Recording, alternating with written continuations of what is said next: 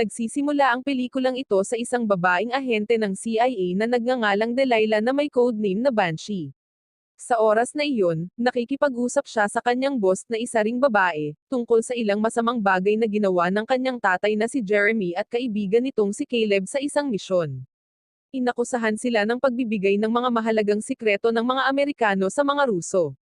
Kaya, kumuha ang CIA ng isang matigas na tao na nagngangalang Anthony Green, na dating nasa Special Forces, para patayin sila. Sa pag-atake ni Green, nabaril si Jeremy at hindi nakaligtas.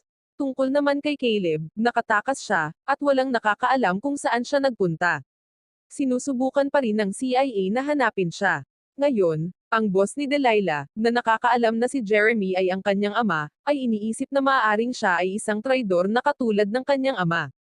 Gayunpaman, hindi sumang-ayon si Delilah doon, kaya huminto siya sa pagiging ahente ng CIA at gustong malaman ang katotohanan tungkol sa ginawa ng kanyang ama. Pagkalipas ng 5 taon, nagtatrabaho na ngayon si Delilah bilang isang profesional na assassin, at mayroon siyang partner na si Kronos, isang dalubhasa sa teknolohiya, na tumutulong sa kanya sa bawat misyon. Gumawa sila ng isang mahusay na koponan, at si Delilah ay talagang mahusay sa paglusot sa mga gwardya at maabot ang kanyang target. Ngunit isang araw, nang makarating siya sa kanyang lokasyon ng misyon, nabigla siya nang malaman na ang kanyang target ay nahuli ni Green at ng kanyang grupo. Sa oras na iyon, sinubukan ni Delilah na makipag-deal kay Green upang makuha ang kanyang target, ngunit hiniling ni Green sa kanya na hanapin muna niya si Caleb kapalit ng $1,000,000, na kaparehong halaga na dapat niyang bayaran para sa kanyang misyon. Gayunpaman, hindi papayag dito si Delilah dahil isa si Caleb sa kanyang pinakamalapit na kaibigan. Pagkatapos, nagpa siya si Green na sundan si Delilah, ngunit sa kabutihang palad, nakatakas siya pagkatapos na harapin ng ilan sa mga tauhan ni Green. Doon, tinulungan siya ni Kronos sa pamamagitan ng pagbibigay sa kanya ng impormasyon tungkol sa kung nasaan ang mga kaaway at kung paano sila maiiwasan. Samantala, si Green, na napagtanto na nakatakas si Delilah, ay nag-utos sa kanyang mga tauhan na alamin kung sino ang tumutulong sa kanya mula sa likod ng mga eksena. Sa kanyang pag-uwi, si Delilah ay nagmamaneho ng kanyang sasakyan at biglang naalala ang mga masasayang pagkakataon na kasama niya ang kanyang ama at si Caleb noong nakaraan. Pagkatapos ay nagpa siya siyang hanapin si Caleb dahil kailangan niya ang tulong nito para harapin si Green na 5 taon nang naghahanap sa kanya.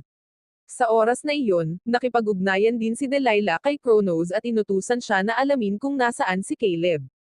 Hindi nagtagal at nahanap ni Kronos ang tahanan ni Caleb sa isang liblib na bayan at nadiskubring nagtatrabaho na ngayon ang kaibigan ni Jeremy sa isang bar. Sa alaala ni Delilah, si Caleb ang nagturo sa kanya ng maraming kasanayan para maging isang profesional na assassin.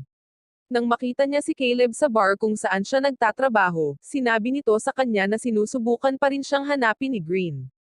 Hiniling din niya sa kanya na magtulungan sila para harapin si Green, na gustong saktan silang dalawa. Pagkatapos ng pag-uusap na ito, inimbitahan ni Caleb si Delilah sa kanyang bahay kung saan siya nakatira ng mag-isa kasama ang kanyang anak na si Hailey mula nang pumanaw ang kanyang asawa ilang taon na ang nakararaan. Pagdating ni Delilah sa bahay ni Caleb, mukhang hindi masyadong natuwa si Hailey sa pagkakaroon ng hindi kilalang bisita at tinutukan pa ng baril si Delilah. Doon, kinailangan ni Caleb na pakalmayan ang kanyang anak at inanyayahan si Delilah na pumasok sa loob ng bahay. Samantala, abala si Kronos sa paglalaro ng online poker nang makatanggap siya ng malaking sorpresa. Di nagtagal, nagpakita si Green at ang kanyang mga barkada at hiniling kay Kronos na tulungan silang mahuli sina Delilah at Caleb.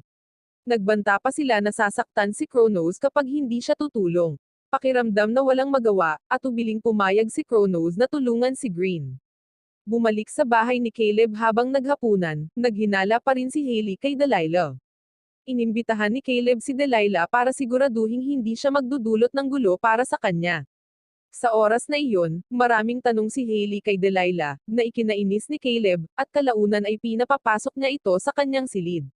Bagamat naiinis siya rito, kalaunan ay iniwan ni Hailey sina Caleb at Delilah. Tinanong ni Delilah si Caleb kung paano namatay ang kanyang ama sa kamay ni Green. Tila nag-aalangan si Caleb na ibahagi ang kwento at iminungkahi na tanungin ni Delilah ng direkta si Green. Dahil hindi niya nakuha ang sagot na gusto niya, naging mas desidido si Delilah na habulin si Green para malaman ang katotohanan tungkol sa pagkamatay ng kanyang ama, na tila itinago ng CIA. Sa kasamaang palad, tumanggi si Caleb na tulungan si Delilah laban kay Green dahil ayaw niyang ilagay sa panganib ang buhay ni Hailey. Sa halip, binigyan niya si Delilah ng ilang mga file na may kaugnayan sa insidente na humantong sa pagkamatay ni Jeremy, na nagpapaalala sa kanya ng misyon na ginawa nila ng ama ni Delilah para sa CIA. Sa nakaraan, si Caleb at Jeremy ay nagkaroon ng pagkakataong makaharap ang isang mayamang babae na humiling sa kanila na maging kanyang mga bodyguard dahil siya ay nasa panganib mula sa isang mapanganib na grupo ng mafia.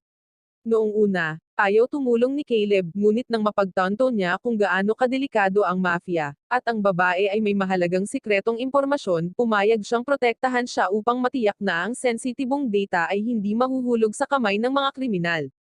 Ngayon, sa kasalukuyan habang lumalapit ang umaga, abala pa rin si Delilah sa pag-aaral ng mga file na ibinigay sa kanya ni Caleb. Nagsimula siyang magtaka tungkol sa kinaroroonan ng bangkay ng kanyang ama, na hindi pa natagpuan. Naging dahilan ito upang maghinala siya na maaaring may pagkakataon na buhay pa ang kanyang ama at nagtatago kay Green. Nang marinig ito ni Caleb, iginiit niya na patay na nga si Jeremy ngunit tumanggi siyang ibahagi ang mga detalye kung paano siya namatay, na nagmumungkahi na tanungin ni Delilah si Green tungkol dito. Sa usapan na ito, biglang lumapit si Hailey. Ito ang nagtulak kay Caleb na mabilis na umalis para sa trabaho, iniwan ang kanyang anak na babae kasama si Delilah dahil nag-aalala siya na si Green at ang kanyang mga tauhan ay maaaring pumunta sa kanilang bahay. Tulad ng kanyang kinatatakutan, si Green at ang kanyang mga tauhan ay patungo sa bahay ni Caleb matapos matagumpay na matunten si Delilah sa tulong ni Kronos. Habang si Caleb ay nasa trabaho, bumalik si Delilah sa pagsusuri sa mga file ng misyon na nagdetalye sa mga plano nila ni Jeremy noon. Nagtulungan silang protektahan ang mayamang babae hanggang sa ligtas nilang maibigay ito sa CIA para sa mas mahusay na proteksyon. Gayunpaman, naghahanap pa rin ng mga sagot si Delilah tungkol sa pagkamatay ni Jeremy sa kasalukuyan. Medyo napagod, nagpahinga siya at nagsimulang tumingin sa ilang larawan ng pamilya ni Caleb na hindi pa niya nakita. Habang tinitingnan niya ang mga larawan, biglang nilapitan ni Hailey si Delilah at nagsimulang magtanong pa ng kahina-hinala kung bakit pumunta si Delilah sa kanilang bahay. Doon ay sinubukan ni Delilah na ipaliwanag sa anak ni Caleb na wala siyang masamang intensyon kay Caleb o kay Hailey. Samantala, sa bar na pinagtatrabahuhan ni Caleb, napansin niya ang tatlong makulimlim na customer. Nang mapagtanto na isa sa kanila ay miyembro ng grupo ni Green, agad na kinontak ni Caleb si Delilah at binalaan ito na mag-ingat dahil binabantayan sila, at may posibilidad na ang grupong ito ay patungo sa kanilang bahay. Nang matapos ang tawag nila ni Delilah, nilock ni Caleb ang pinto ng bar at hinarap ang tatlong kahina-hinalang bisita. Sabay balik sa bahay, katatapos lang makipag-usap ni Delilah kay Caleb sa telepono nang may nakita siyang grupo ng mga armadong lalaki na papalapit sa bahay ni Caleb. Doon, hiniling ni Delilah kay Hailey na magtago sa isang silid habang nagpasya siyang harapin ang grupo at pigilan sila hanggang sa makabalik si Caleb. Sa kasalukuyan, abala si Caleb sa pakikipaglaban sa mga tauhan ni Green sa bar. Sa sandaling iyon, sinubukan ni Delilah na pigilan ang mga tauhan ni Green na pumasok sa bahay, ngunit dahil marami sila, hindi niya magawang pabagsakin silang lahat. Sa kalaunan, dalawa sa mga tauhan ni Green ang natagpuan ang pinagtataguan ni Hailey. Nang malapit na nilang saktan si Hailey, saktong dumating si Caleb para iligtas siya, bagamat kinailangan niyang isakripisyo ang sarili niyang buhay matapos mabaril sa dibdib. Sa kabilang banda, matapos matalo ni Delilah ang iba pang tauhan ni Green, nilapitan niya ang nagdadalamhating si Hailey na nalulungkot sa kalagayan ng kanyang ama. Nadama rin ni Delilah ang kalungkutan, lalo na dahil naging kaibigan at tagapayo niya si Caleb, na nagtuturo sa kanya ng maraming kasanayan upang maging isang propesyonal na assassin. Bago pumanaw si Caleb, ipinagkatiwala niya si Hailey kay Delilah, na hinihiling sa kanya na alagaan at sanayin ang kanyang anak na ipagtanggol ang sarili laban sa sinumang maaaring magtangkang saktan si Hailey. Alam na siya ay naging target ni Green.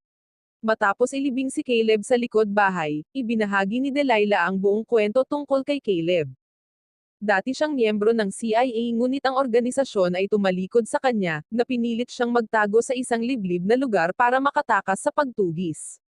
Ayon kay Delilah, sina Caleb, Jeremy, at ang kanyang sarili ay inakusahan ng pagtataksil sa CIA dahil nagbigay sila ng data ng nuclear code sa Russia sa pamamagitan ng isang mayayamang babae na kanilang pinuprotektahan.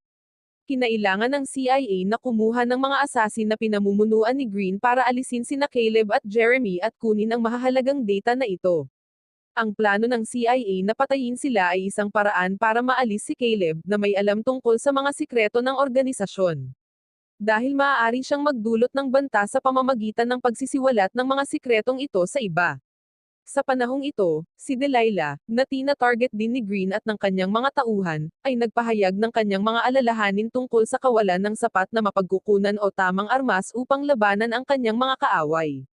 Nang marinig ito, dinala ni Haley si Delilah sa lihim na silid ni Caleb kung saan nag-imbak ito ng iba't ibang armas na maaaring makatulong sa kanilang pakikipaglaban sa mga tauhan ni Green.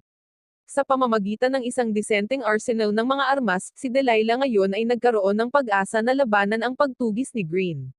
Sa isa pang pagkakataon, nag-uusap sina Delilah at Haley, nang bigla silang nagulat sa pagdating ni Green at ng kanyang grupo. Mabilis na nagsimulang magplano sina Delilah at Haley ng kanilang mga susunod na galaw, habang ang mga tauhan ni Green ay gumamit ng drone na nilagyan ng espesyal na thermal technology upang makita kung gaano karami na tao ang nasa bahay. Nang makatanggap si Green ng ulat na iisa lang ang tao sa loob na inakala niyang si Delilah, lumabas siya ng sasakyan habang hawak si Kronos na hostage. Sa kasamaang palad, dahil hindi na magagamit ni Green si Kronos, kaya pinatay niya ito. Sa loob ng bahay, nakahanda na si Delilah sa kanyang baril at naisip ang barilin si Green para pigilan siya, ngunit nagdadalawang isip siya dahil siya lang ang nakakaalam ng katotohanan tungkol sa pagkamatay ng kanyang ama 5 taon na ang nakakaraan. Habang naghihintay si Green sa labas, inutusan niya ang kanyang mga tauhan na pasukin at tambangan si Delilah habang tinitingnan niya ang lahat ng mga naganap mula sa kanyang sasakyan. Gayunpaman, nagkaroon ng hindi inaasahang pagkakataon ng maglunsad ng pag-atake si Delilah habang sinubukang pasukin ng mga tauhan ni Green ang bahay ni Caleb. Nagresulta ito sa isang shootout. Kasabay nito, sumali si Haley sa pamamagitan ng pagpatay sa ilan sa mga tauhan ni Green mula sa itaas. Kahit wala siyang karanasan sa pakikipaglaban, determinado si Haley na protektahan ang kanyang tahanan at harangan ang sinumang sumusubok na pumasok. Sa malakas na pagtutulungan ni Delilah at Haley, nagawa nilang talunin ang lahat ng tauhan ni Green. Sa sasakyan, nagulat si Green nang malaman niyang nagawa ni Delilah at Haley na talunin ang kanyang koponan. Kaya, sinabihan niya ang kanyang mga babaeng subordinate na walang gaanong karanasan sa pakikipaglaban, na pumasok sa bahay at subukang tambangan sina Delilah at Haley. Gayunpaman, ang mga babae ay nag-aatubili ngunit sinunod pa rin nila ang utos ng kanilang boss. Maya-maya pa, hinarap nila si Haley sa itaas, habang si Green naman ang lalaban kay Delilah. Bagamat determinado si Haley na manalo at kalaunan ay natalo ang mga tauhan ni Green, ngunit nahihirapan pa rin si Delilah sa pakikipaglaban kay Green. Sa kabutihang palad, nang si Delilah ay nasa isang mahirap na sitwasyon at muntik nang mapatay ni Green, si Haley ay dumating sa silid upang iligtas si Delilah at binaril si Green, na tinapos ang paglalaban nilang dalawa. Sa huli, mukhang gumagaan na ang loob ni Delilah at Haley matapos matagumpay na talunin si Green at ang kanyang koponan, na humahabol sa kanilang dalawa. Ngayon ay ipinahayag ni Haley ang kanyang determinasyon na maghihiganti sa CIA dahil sa pagkamatay ng kanyang ama. Hiniling niya kay Delilah na maging mentor niya para maging assassin siya tulad niya. Wow naman! Doon nagtatapos ang pelikula mga idolo, salamat sa inyong panonood.